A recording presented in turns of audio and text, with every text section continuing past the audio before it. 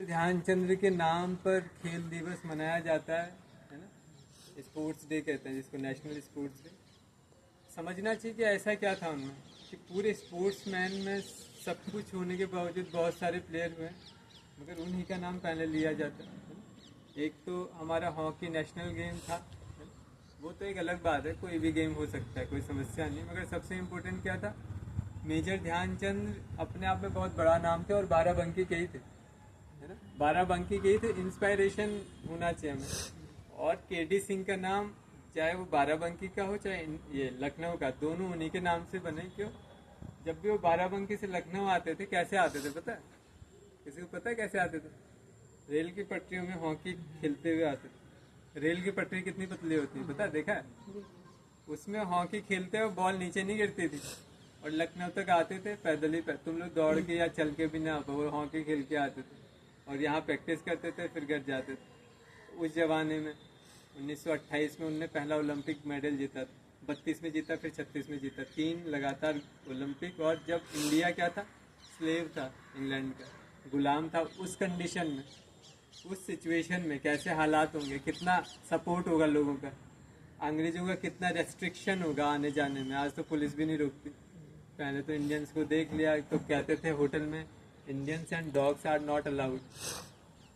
वो अपने उसमें ऐसा करते थे। नहीं होना चाहिए डिस्क्रिमिनेशन, मगर मैं बता रहा हूँ कि टफ सिचुएशन में ही इंसान चैंपियन और ग्रो करता है ना।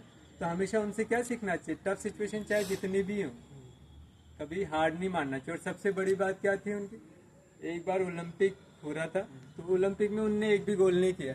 आधा घंटा हो गया तो सब लोग आश्चर्य शॉक थे कि मेजर ध्यानचंद्र ने गोल नहीं किया।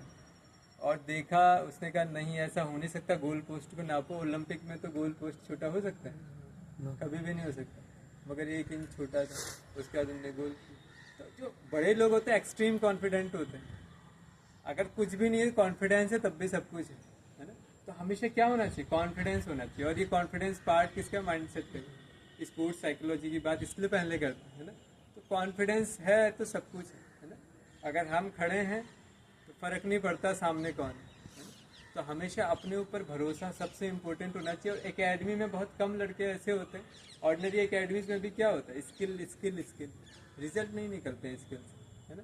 ये कड़वी सच्चाई है। चाहे आप जितने टैलेंटेड हो, आप रिजल्ट नहीं निकाल पाओगे। रिजल्ट निकालने के लिए पाथ अलग है ना। तो और तीसरी चीज़ क्या थी मेजर ध्यानचंद की सबसे इम्पोर्टेंट, उनको हिटलर ने कहा था मैं जनरल, हम जनरल बना देंगे तुम्हें अपनी आर्मी का, हमारे पास आ जाओ। मगर वो गए नहीं। उनने कहा था मुझे ये नहीं जानना है कि देश ने मुझे क्या दिया, मैं ये समझूं कि मैंने देश को क्या दिया, है ना। तो जब देना होता है तो वापस कई गुना आता है ना। हम कहते हैं ना, जैसे कई बार हमारे ऊपर लोग कहते हैं कि अरे तुम्हारे ऊपर ग्रह दशा ये खराब है, तो क्या कहते हैं, दान दो।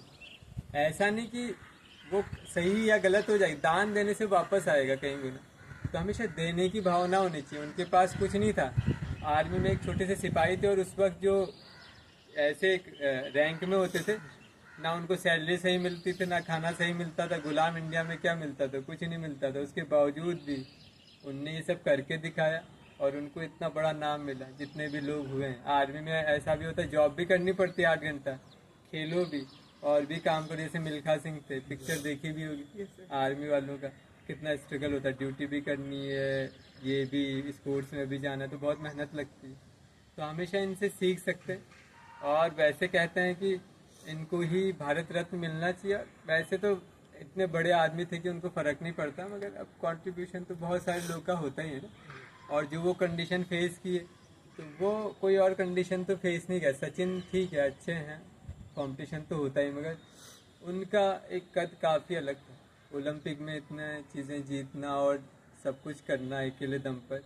और कहते थे उनकी स्टिक में अगर एक बार बॉल आ गई तो फिर वो मैग्नेट की तरह चिपक जाती थी। इतना कंट्रोल, सोचो, इतना कंट्रोलिंग था, लोग छुड़ा ही नहीं पाते थे उनकी स्टिक से बॉल।